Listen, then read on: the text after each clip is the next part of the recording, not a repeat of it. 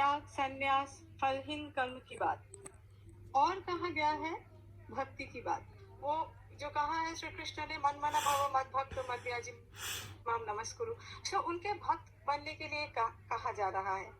तो हम साधारण इंसान तो भगवान को भक्ति करने की बात ही बचपन से सुनते हैं, और सुनते हैं प्रेम भक्ति की बात। इनके कंटेस्ट में श्री राधिका, मीराबाई, जो बहुत उच्च मार्ग के भक्त थे, या हो सकता है भगवान थे या भगवान के अंश थे।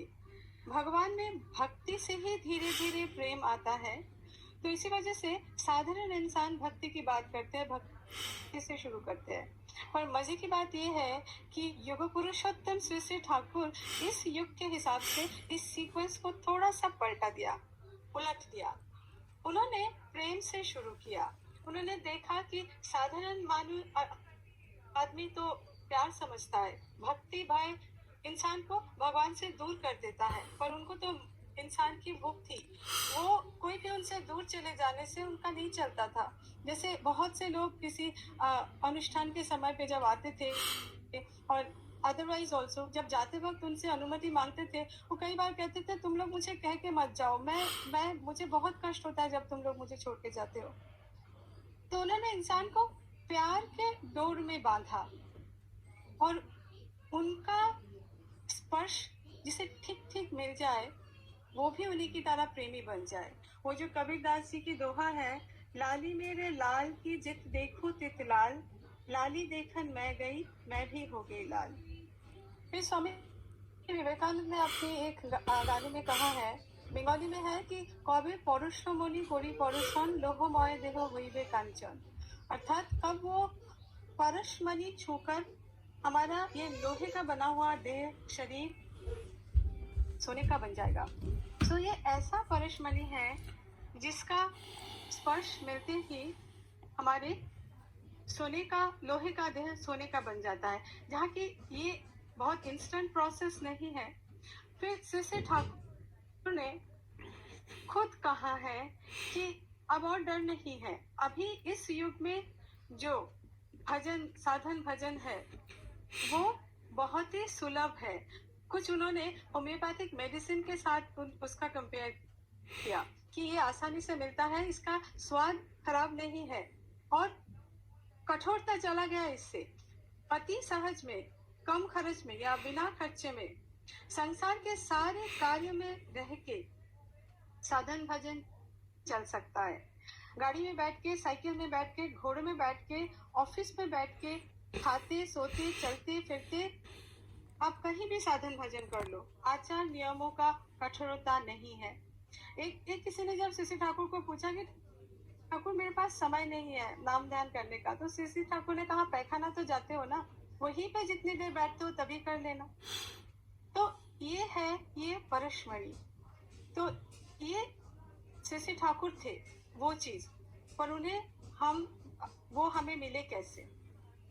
हमें तो मिल गया, पर मुझे ये सोच के बड़ा हैरानी होती है कि कितने लोग हैं, कितना कठोर तपस्या किया। हम सबको पता है अनंत महाराज जी जो थे वो भगवान के साधना करते करते भगवान उन्हें मिल नहीं रहा है, जब अपने आप को रस्सी से टांगने चले, आत्महत्या करने चले, तब जाके श्री ठाकुर पहुंचे, दरवाजा तोड़ के पूछते हैं कि मैंने क्या अपराध किया जो तू मुझे छोड़ के जा रहा है? भगवान भगवान करके पागल हो रहा है, भगवान जो तेरे पीछे पीछे घूम रहा है। तो वो व्याकुलता, तब जाके भगवान उनको मिले। और एक दादा की घटना कहती हूँ। आप लोग, बहुत लोग समीर पर्वतदा के नाम सुने होंगे। उनके जो पिताजी थे वो श्री रामकृष्ण देव के दीक्षित थे, और एक दिन कथामृत पाठ सुनते सुनते उनको सुनाई दिया कि श्री रामकृष्ण देव ने कहा है कि मैं फिर से आऊंगा, और मैं तुम लोग को सब कुछ दे के नहीं जा रहा हूँ, क्योंकि सब दे दूं तो तुम लोग मेरे पास आओगे क्यों? तुमको लगा कि इसका मतलब श्री रामकृष्ण देव फिर से आ गए होंगे, तो वो उनके ढूंढ में निकल पड़े। 6 महीने तक केदार बद्री से लेके दक्षिण भारत से लेके पश्चिम पूर्व सारे भारत के सारे जो तीर्थ स्थान है वो छान मारे, पर कभी उनको कहीं भी उनको किसी को देख के ये नहीं लगा कि ये मेरे श्री रामकृष्ण हो सकते हैं। तो ऐसा घूमते घूमते जब वो देवघर पहुंचे बालानंद जी के आश्रम में, तो वहां पे भी बहुत से साधु संतों से मिले, पर कोई उनके मन को भा नहीं गया। और तब वो एक दिन ऐसे लेटे हुए छटपटाए जा रहे हैं और रोए जा रहे हैं। तो एक संत आके उनको कहते हैं कि बेटा तुम ऐसे क्यों हो रहे हो। तो उन्होंने कहा कि अब 6 महीने से मैं ऐसे ऐसे ढूंढ रहा हूँ, घर परिवार को छोड़ के आए हुआ, उनके लिए भी दुख हो रहा है, पर भगवान भी मुझे नहीं मिले मेरे। तो संत ने कहा कि यहाँ पे ना सत्संग नगर में एक बंगाली बाबा है, सब कहते हैं कि वही श्री रामकृष्ण, वही श्री चैतन्य थे, तो जरा जाके उनसे मिलके देखो, हो सकता है तुमको तुम्हारे भगवान मिल जाए। उन्होंने रास्ता बतला दिया। और जब वो आदमी सत्संग नगर पहुंचे तब सुबह के टाइम था। पार्लर में श्री ठाकुर बैठे हुए थे। श्री ठाकुर को उन्होंने देखा कि बहुत सुंदर एक इंसान, पूरे शरीर से दिव्य ज्योति निकल रहा है। और श्री ठाकुर उनको देख के कहते हैं कि रे आई थी, मतलब क्या आ गया, जैसे सदियों से जान पहचान है, इतने प्यार से बुलाया, इतना अपनापन। उन्होंने उनको लगा यही तो मेरे ठाकुर है, मुझे मिल गए श्री रामकृष्ण देव जो दोबारा आए हुए हैं। और 6 महीने बाद उन्होंने फिर आनंद बाजार का प्रसाद पेट भर के खाया और मनमोहनी धाम गेस्ट हाउस में जाके अच्छे से सोए और फिर अपने घर वापस गए। तो इस तरह से कितने लोगों को कितना मेहनत करना पड़ा ईश्वर को पाने के लिए।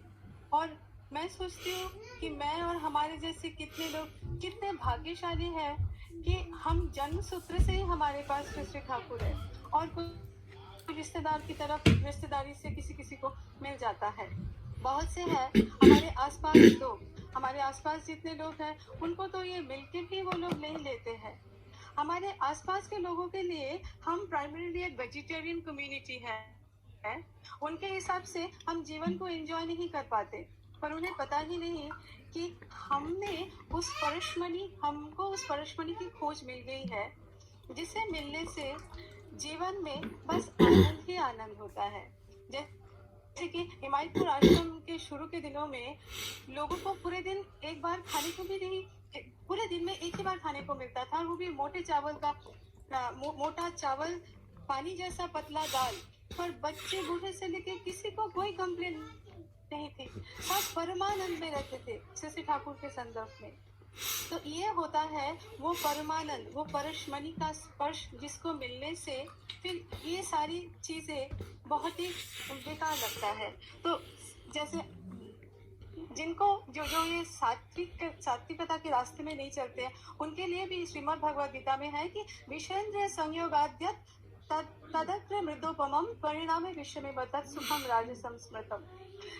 वो राजसिक है जिसमें शुरू में तो वो अमृत जैसा लगता है, पर परिणाम में विष जैसा है। और इंद्रिय के संयोग से, विषय और इंद्रियों के संयोग से ये भाव आता है। और फाइनली यदग्रे चालुबंधे च सुखम मोहनमात्मनः निद्रालस्य प्रमादोत्थम तत्तामसमुदाहृतम। जो शुरू से अंत तक इंसान के आत्मा को एक मोह जाल में बांध के रखता है, और उसका नतीजा क्या होता है, निद्रा, आलस्य, प्रमाद। ये है तामसिक भाव। तो हम बड़े भाग्यशाली हैं कि वो श्री ठाकुर हमें मिले, जो जिनसे हमें बहुत, जो हमें जीवन के रास्ते में चलने का मार्ग दिखाते हैं। और इसके चलते हो सकता है कि हम सात्विक भाव के रास्ते पे चलते हैं। तो कैसे पता कि हमारे शकल, मतलब हमारे आकांक्षित परशमणि की श्री ठाकुर है। तो श्री ठाकुर ने तो सदगुरु को जानने के उपाय बता दिए, सत्यानुसरण में भी है, हम सभी को पता है। उसके अलावा भी उन्होंने कहा है कि सदगुरु को कोई अवतार को वशिष्ठकाली आपुरमान पूर्वतन के परिपूरक इत्यादि होना चाहिए। पर मैं उनकी लीला की बात करती हूँ। श्री ठाकुर को एक बार जब सतीश जोरदार, श्री ठाकुर ने सतीश जोरदार को पूछते हैं कि आप मुझे अवतार क्यों बुलाते हो। तो सतीश जोरदार कहते हैं कि मैं अपने विश्वास के जरिए जिसे सच मानता हूँ, मैं उसी को कहता हूँ। मेरी स्त्री जब मरने की कगार पे थी, जिनके द्वारा उनको जीवन मिला, जो इंसान बंद दरवाजे के दरवाजा बंद है फिर भी घर के अंदर घुस जाते हैं और फिर अपने शिष्यों को दर्शन देते हैं, उनके साथ वार्तालाप करते हैं, जिनको दर्शन ना करके भी, जिनका नाम परिचय ना जान के भी लोगों को सपने में दीक्षा मिलती है, जिनके उद्देश्य में प्रार्थना करने से सभी प्रकार मनस्कामना पूर्ण होता है, जिनको भोग निवेदन करने से वो खुद शरीर में आके वो भोग ग्रहण करते हैं, माता पिता से भी जो ज्यादा प्यार करते हैं, जो सर्व जीव के प्रति समदृष्टि संपन्न होते हैं, जिनके ना सुन के भी बहुत लोग स्वप्न में पूर्णावतार के हिसाब से जान पाते हैं, बहुत ज्योतिषिया भी उनको पूर्णावतार मान चुके हैं, जो बहुत दूर रह के भी हमारे बारे में जिनको सारी खबर होती है और हम जब भी मुसीबत में होते हैं वो वहीं पे पहुंच जाते हैं, और जिनके दर्शन में हमारे रिपु शांत हो जाते हैं। उसके अलावा जिनको ध्यान करते वक्त वो मुरलीधर श्री कृष्ण बन के आते हैं। इतना बोलते ही श्री ठाकुर बोले बस बस बस अब वो मत बताइए। तो श्री ठाकुर अवतार होने की बहुत से अनुभूति लोगों को थी।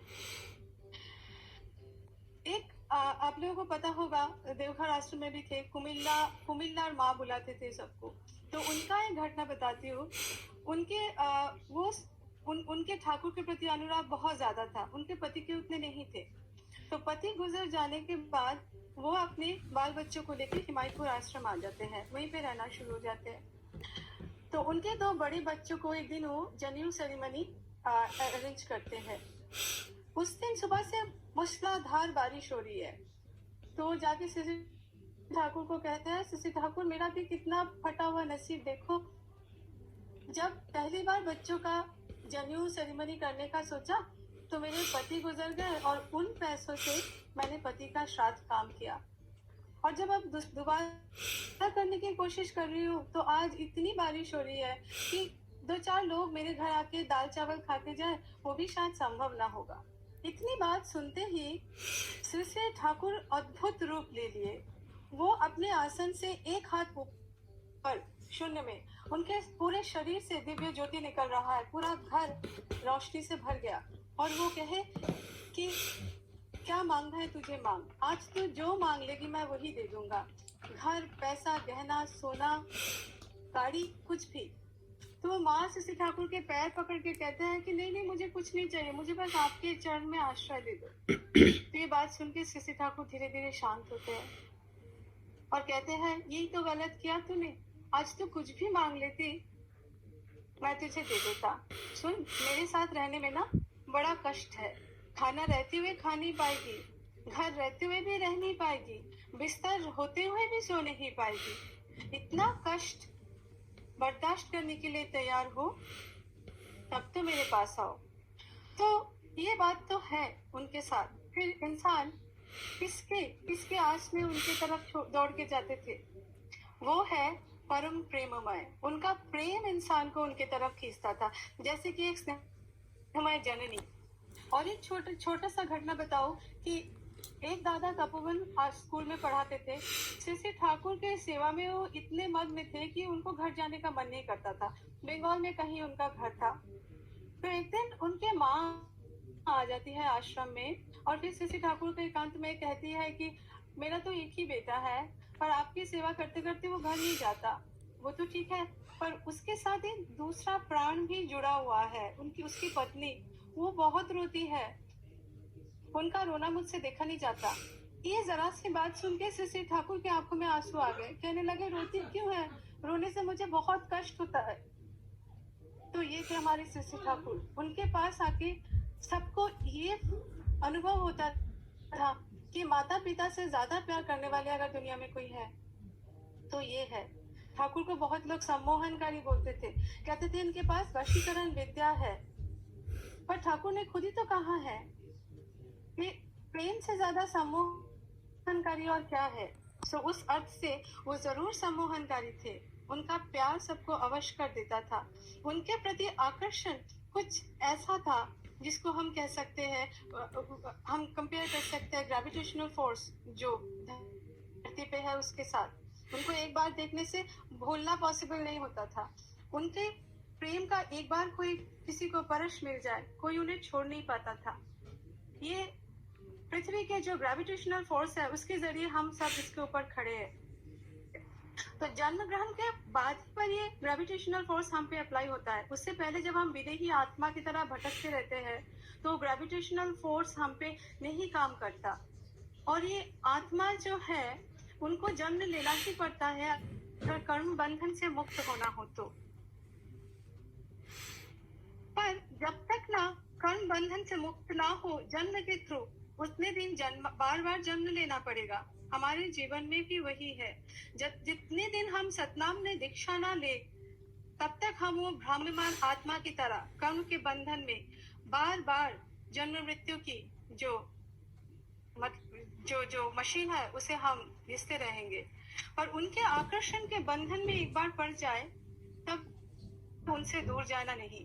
पृथ्वी जैसे सबको खींच के रखता है, वो भी बिल्कुल वैसे ही सबको पकड़ के रखते हैं अपने आकर्षण के माध्यम से। ये आकर्षण उतना ही जोरदार होता है जितना हम उनके बन पाते हैं साधन भजन नाम ध्यान के माध्यम में, और ये आकर्षण ही हमको अपना मुक्ति का पथ दिखाता है। मुझे दादा ने कहा था करीब 20 मिनट बोलने के लिए। मुझे लगता है मेरा समय हो गया। मैं सभी के शशि ठाकुर के रातुल चरण में सभी के मंगल प्रार्थना करती हूँ। सभी का भला हो। जय गुरु।